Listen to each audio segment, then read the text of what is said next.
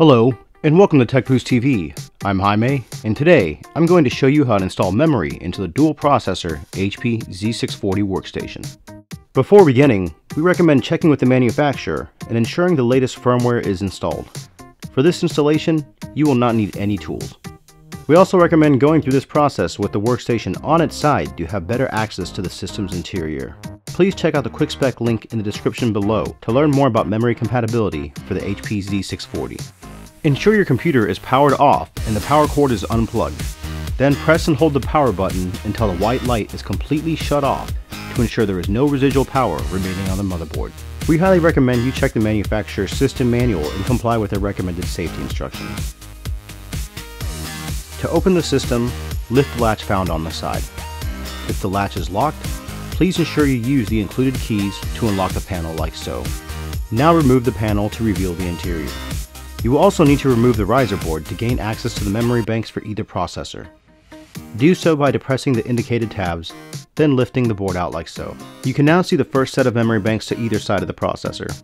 There are 4 slots on the motherboard and 4 on the riser board. Each DIMM slot and memory is keyed. The specific pattern used to install memory may vary. Consult the user's manual to determine the proper pattern to use for your specific configuration. To install the memory onto its memory slot, align the memory stick key to the memory slot key and press down. Ensure each of the retainer clips on either side of the memory slot snap into the retaining slot in the memory stick. This will ensure a snug fit, and loose memory may cause problems. Please note that memory slots are assigned to each processor.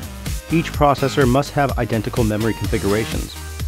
Using the instructions in the user's manual, install any remaining memory sticks. To access the second processor's memory banks, lift the riser cover as shown, and now you can install memory as needed.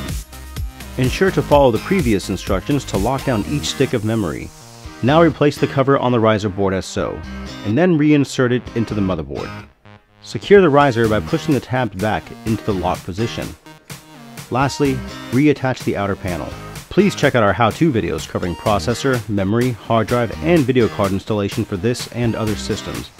If you have found this helpful, please hit the like and subscribe buttons below.